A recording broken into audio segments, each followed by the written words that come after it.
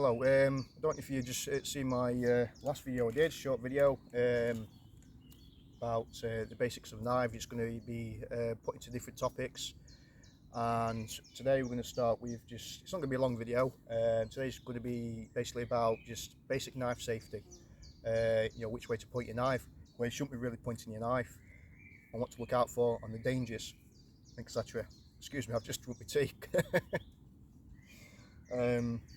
So indulging now. So we'll talk about knives. So I shall start with probably like a kind of standard bushcraft knife. So for this one, I'm going to come close to the camera. Okay, so when we're talking about bushcraft knives, just move that back a bit. Talk about bushcraft knives. We tend to have knives probably this size, maybe in what we call a type of a woodlaw. And this in a way is kind of like a woodlaw, not a real one like your Mears or anything, or your Island wood, but this is the woodlaw style.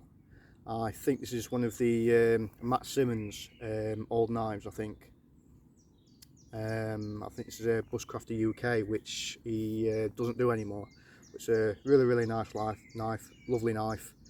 And when we talk about it in terms of knives, 9 times out of 10, this is what we're talking about, a proper bushcraft knife like this. I will go over some other knives as well.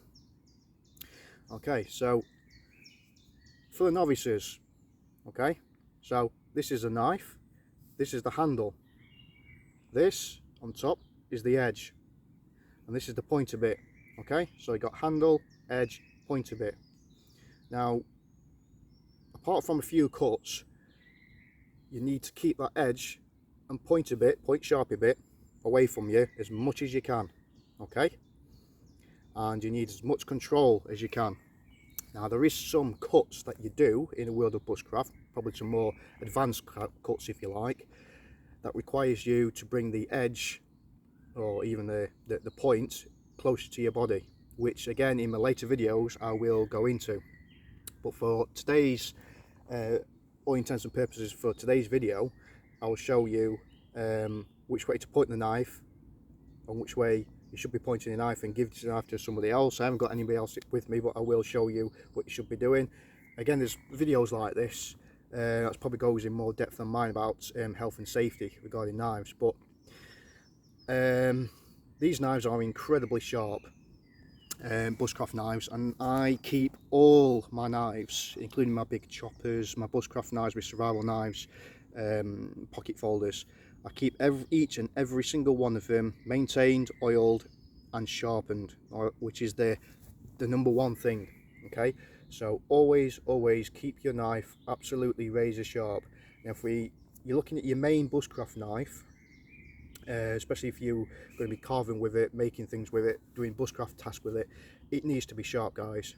Okay, so anybody out there who says that your bushcraft knife does not need to be hair shaving sharp, right, that is not true. Okay, because a blunt knife is an extremely dangerous knife. Okay, your main bushcraft knife, this one, your smallest one if you like, right, needs to be hair shaving sharp. Okay, it needs to be. Now in my videos, upcoming videos, obviously not going to put it into this one today, I will show you from start to finish what you should be doing to maintain and sharpen your knife to a razor finish, a razor sharpness enough to shave hair with and then cut clean through paper. So that's number one. Okay, a blunt knife is a dangerous knife. I can't stress to you the importance of it. Now, I've made all these mistakes. Okay, again, I've not been in any bushcraft knife courses or anything. I have been on bushcraft courses, but never been on bushcrafters courses regarding knife safety. So this is what obviously I'm going to share some of my knowledge today. Okay, so number one, blunt knife is a dangerous one. Okay, and even when you're putting a knife in its sheath, it doesn't matter if it's a kydex sheath or a leather sheath like this one, nylon sheath, it doesn't matter. Okay, always look where you're putting the knife. Okay, so 9 times out of 10, I don't know, it's going to be the knife is going to be on your side here. Okay, and so if it's a style of sheath like this, you can always look down, and you obviously can just put the knife in the top of the sheath like this. Okay, but if it's on your side like this, okay, always look down. Okay, so I'll move the camera. Always look down where the knife is, and then draw it out like this. Make sure you've got a good grip of the handle when you draw it out. Okay, draw it out, keep it away from all your fleshy bits, and there you go. Putting it back, you want to be looking down at the sheath again, so you're not looking at the camera, you're not looking at anybody else when you're talking. Okay, you're looking down where the knife is going, so that it's got absolutely no chance of slipping, stabbing yourself in the side, or your leg, or your thigh, or whatever. So look where you're going, put the knife in like this. Now what I usually do, I just like push it in from the top until it like clicks if you've got Kydex, or if you've got a sheath like mine that is wet formed. That's the way to do it. Okay, now again, drawing the knife. Okay, so you've got your knife by the side like this. Okay, your other hand needs to be out the way. Okay, so your hand needs to be out the way. Okay, so in all these videos and bushcraft videos, I've seen people, especially when they're drawing a kukri is a good one, is people do this. Grab the sheath like that, grab the knife, then pull the knife out. Now you might think you've got a nice sturdy sheath with a nice thick leather welt with good stitching that protects your fingers, or protects the stitching from the actual blade. But it has happened where people have actually sliced through the leather, and it's gone through the leather and sliced through the fingers quite nicely. I've actually seen videos of it before where somebody's actually done it, and injuries, you'll seriously injure yourself, which if you've got a really sharp knife, you know, you can lose a finger quite easily. So yeah, so another top tip is, number 2, never ever grab your sheath like that, even when it's on your side. Okay, so if you do need to grab all your sheath, to stable it, grab it like that. Okay, at the back, never there where the cutting edge is going to be. Okay, so that's very important. Grab the knife, pull it out the sheath. You can see the way I pulled it out, so I can pull it out, there's no fingers whatsoever underneath there. So if this does go through the stitching, through the leather, it's not going to slice anything. It's exactly the same way when you draw like a curved blade, like a kukri. Okay, so or you can, if it's not on your side, you can draw it like this and draw it out the sheath. Again, your fingers are out the way, draw it out the sheath like that. Okay, as soon as you draw it out the sheath, you get a good hold of the handle. Okay, and put it back exactly the same way. But always, like I said before, always look where you're putting the knife in the sheath. Okay, so far too many people in videos that I've seen is talking to the camera, and then they get the knife and then they just do that, or they're struggling to find it. You know, always look where you're putting your knife, because accidents do happen, including professionals. It might look good on camera, yes, I can put a knife away without looking, but you know, 9 times out of 10 you might actually find the sheath, but there's always going to be that 1% chance that you either might be drop the knife, or you actually miss the sheath and actually slice through you, or even stab an artery or something like that, stab yourself. It has happened, guys. So yeah, another top tip is always look where you're putting your knife when you're putting it back into the sheath, even if it's up here, like a lot of army guys do, a lot of ex-forces guys. Obviously it's up there, so they can quick draw it out. But again, always look where you're putting your sheath. Putting your sheath back, knife back through the sheath that way. Okay, so it doesn't matter where you put the knife, always look at the sheath. Now I know what you're thinking. Okay, you're probably thinking, but what if I've got one of those say scout style sheaths? Okay. Scout style, meaning that you have a sheath that's horizontal like this, and it's basically behind the back, and you can draw it like that, like a traditional way of doing it. I've seen a lot of people do it, and the original Tom Brown Tops tracker was designed to sheath it and unsheath it that way. I can't speak for that because I do own a Tops Brown tracker, but I changed the sheath. I designed it in a different way, so because I didn't like that way. Because I don't know if you've ever tried to put a knife in a sheath behind you. It's extremely difficult, and you can cut through your fingers or sever a finger doing it that way. Now if it's at the front, so you got like horizontal carry at the front, horizontal front carry, then yes, you can put your hand on top of the spine, draw it out and do it that way. Okay, look at the sheath, put it in, push it in gently. You don't want to, when you're pushing it in, push it in gently until it clicks or it gets through the molded welt. Okay, so yeah, so apart from the Scout style sheath, which I don't use, I think it's absolutely ridiculous, to be fair, and not for me. If you want to have like a Scout style sheath, that's entirely up to you, but for me it's just impractical. It's a bit of a pain when you're trying to sit down and you've got a knife sticking in your back as well. So if I was going to carry it that way, which I have done in the past, I would carry it here. Never here. I've never carried a knife behind my back. I've always carried it either here or on my side. Or if it's a neck knife, obviously it dangles through down here. And that's it. Okay, so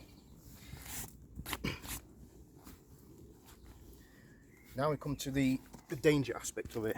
So I need to keep adjusting my tripod here so you can see me, so I'm hopefully in focus. Yeah, I've still got my seat, by the way. Still got my seat, lovely seat, nice, comfortable. Oh, you can see all right because obviously the sun's just coming through the trees up there, and it was blocking my view really. Okay, so we talk about bushcraft knives. Obviously you've seen this one. That's kind of the bog standard, the norm of knives these days. You know, you've got like a 3.5 or 4 inch blade and about a 4.5 inch to 5 inch handle, which is what this is. And we've got other bushcraft knives as well. This is made by Castron Woodsman, I think this one is. Okay, so again, this is a smaller knife.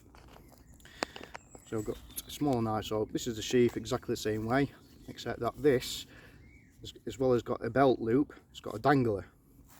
Okay, but it works exactly the same way. Obviously the dangler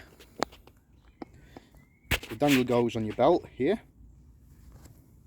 like that, and obviously you withdraw the sheath like this.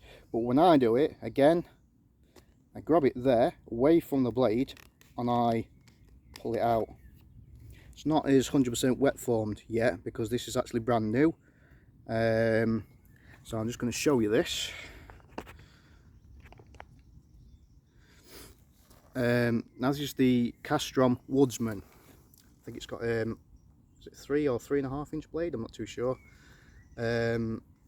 This is the later model because this is the Schleipner steel. I think the other one was K720 steel before this. But yeah, it's beautiful knife, and for a small knife, it's, you know, it's really well made. You've got your 6,000-year-old or whatever 1,000-year-old it is bog oak, solid handle, and yeah, as you can see, it's a Scandi grind. And again, don't worry too much about the grinds. All that will be in my later videos. Okay, so again, a Scandi grind is probably your most common one for bushcrafting, for ease of sharpening in the field, and it's quite easy to carve with as well.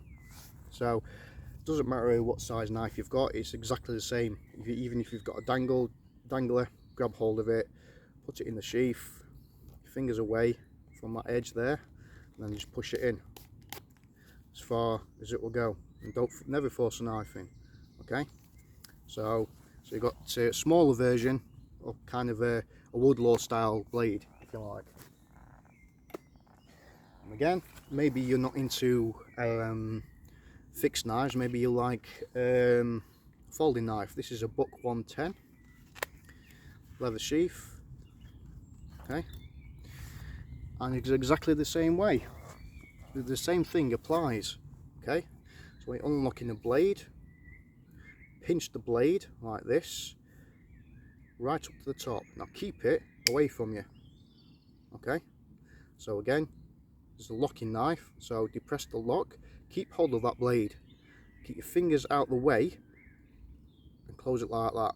Now I've seen a lot of fancy videos again on YouTube, the wonderful world of YouTube, where they do all these kind of things and then try to flip it with one hand and things like that, and then, you know, that's how accidents happen. Don't do that. Don't be one of those guys what just flick it and then trying to do something weird with it to try and open it with one hand. You can open knives with one hand with a folder if you have what's called like a thumb screw, a screw there, okay.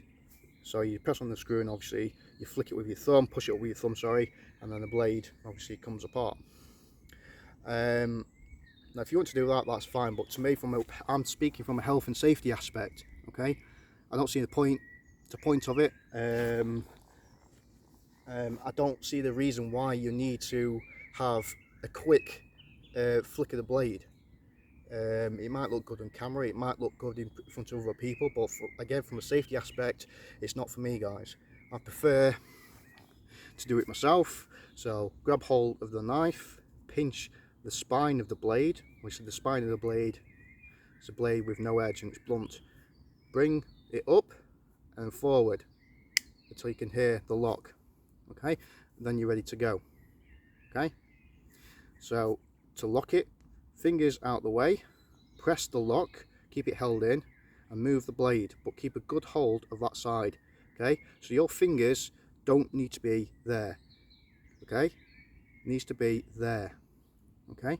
Now as long as you've got a good grip of your knife, that's not going to slice anything, okay.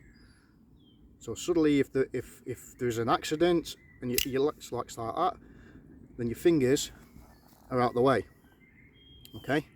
Now if you're holding it onto there like that, you press the lock and your fingers are there, okay, and suddenly for whatever reason you decide to close that, look what that's going to do. Now Buck knives are extremely sharp. They come out the factory extremely sharp, hair saving sharp. Now I have cut myself with these, not nastily, but purely by accident, so I know how sharp these are, okay. So, and I keep it very, very sharp anyway, as do all my knives, okay. So depress there, bring the blade down a little bit, fingers out the way, and put the knife back, put the knife back into the sheath as normal, okay. It's out the way. That's another one. And you've got your larger blade now. So this is an early Type D by Wilkinson sword. It's one of my prized possessions, absolutely love it. It's had one modification done to the edge, okay. So same principle, find out which way the edge is, in this case it's there, so same principle, hand out the way, withdraw it like this, okay. Beautiful knife, this, absolutely beautiful, okay. But again, that edge is extremely sharp, guys, really, really sharp. One slip with this, then you've had it basically, okay. So again, into the sheath. Now a lot of people actually find that they're cutting into here. Now what I do, I actually move that out of the way as much as I can without my fingers. So I might do this, then I might put it away like this, okay, like that, and it's good to go, okay. So it doesn't matter if you've got a folding knife, a locking knife, a normal size woodlaw kind of bushcraft knife, it's the same thing, okay. You got handle, an edge and a pointer bit, okay. Always look what you are doing, okay. So if you're talking to somebody like I'm talking to you now, you need to put your knife back in your side, you look where that knife is going, okay. So there we have it, different types of knives. So I'm going to leave it there, and I'm going to make another video because I'm trying to limit it down to about 20 minutes, so it doesn't take, you know, about a million hours to upload. So that's part one of the knife safety. Obviously after this I'm going to do a part two, which goes into more of the what position your knife needs to be when you're carving and doing a bit of bushcraft kind of thing. Okay, so catch you in a bit.